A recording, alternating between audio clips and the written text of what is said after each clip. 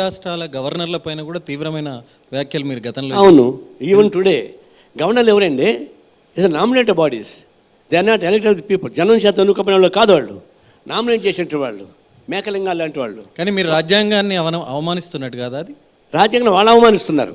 నువ్వు elected chief మినిస్టర్ని అవమానపరిచే పద్ధతుల్లో మాట్లాడుతున్నప్పుడు నువ్వు నామినేటెడ్ పర్సన్వి, ఏదన్నా ఉంటే ఇక్కడ రిపోర్ట్ తీసుకుని ప్రెసిడెంట్కి చెప్పాల్సినవి, నువ్వు రాజకీయాలు చేయడం ఏంటి?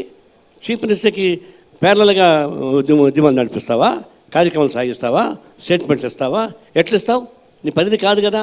అందుకే చెప్పాం గవర్నర్ రోల్లో ఉండండి, మాకేం అభ్యంతరంలా. నరసింహ ఉన్నాడు గవర్నర్గా, మేమే ఆయన జోలికి పోలే. గవర్నర్ వ్యవస్థే మంచిది, పాలసీగా చెప్తున్నా. గవర్నర్ వ్యవస్థే మంచిది కాదు. ఇది ఎలక్టెడ్ బ్రిటిష్ వాళ్ళు ఉన్నప్పుడు వచ్చింది, అది ఇప్పుడు అవసరం లేదు. జనం చేత ఎన్నుకోబడినట్టు ముఖ్యమంత్రి ఉన్నాడు, జనం చేత ఎన్నుకోబడి పార్లమెంట్ సభ్యులు ఉన్నారు, జనం చేత ఎన్నుకోబడి ప్రైమ్ మినిస్టర్ ఉన్నాడు. వీళ్ళందరినీ కాదు ఇంకెక్కడి నుంచి వచ్చాడు ఎక్స్ట్రా కాన్స్టిట్యూషన్ అథారిటీ మాదిరి. అందువల్ల ఈ గవర్నర్ వ్యవస్థ కరెక్ట్ కాదు. ఒకటి, గవర్నర్ పరిపాలించే పద్ధతి కూడా కరెక్ట్ కాదు. ముఖ్యమంత్రికి పేర్లగా పోతున్నారు.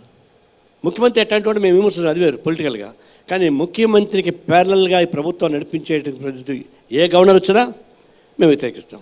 క్యాబినెట్ డెసిషన్ని ఆమోదిస్తారు వాళ్ళు, వీళ్ళు ప్రపోజల్స్ యాక్సెప్ట్ చేయరా? ఐ థింక్ ఎలక్టెడ్ బాడీ ఎందుకు ఉండాలా? కాబట్టి మేము విమర్శిస్తాం మాట వాస్తవమే. సార్, ఆ అవకాశం వచ్చినప్పుడు మీరు ఎందుకు ఉపయోగించుకోలేకపోయారు? గవర్నర్ వ్యవస్థను ఎందుకు తొలగించలేకపోయారు? అచ్చంగా సిపిఎం అధికారంలోకి వస్తే తప్పనిసరిగా చేస్తాం. కానీ మేము ఎప్పుడు కానీ యునైటెడ్ ఫ్రంట్లో ఉన్నాం. యునైటెడ్ ఫ్రంట్లో ఉన్నప్పుడు ఈ రాజ్యాంగం మార్చాలంటే 2/3 స్టేట్స్, 2/3 అసలు పార్లమెంటు పాస్ కావాలా? అంత శక్తి మాకు లేదు కదా. కనీసం ఆ టైంలో మీరు ప్రస్తావన కూడా చేయలేకపోయారు. మీకు కేంద్ర హోంశాఖ మంత్రి పదవి మీ చేతిలో ఉన్నప్పుడు ఆ విషయం పైన కనీసం స్పందించినటువంటి పరిస్థితి కూడా కనిపించలేదు. హోమ్ మినిస్టర్ ఉన్నప్పుడే కదా ఎలక్షన్ రిఫార్మ్ అని పెద్ద రిపోర్ట్ ఇచ్చాడు. ఆ రిపోర్ట్ అమలు చేయమని చెప్పండి చూద్దాం. ఇంద్రజిత్ గుప్తా హోమ్ మినిస్టర్గా ఉండగా ఒక రిపోర్ట్ ఇచ్చాడు.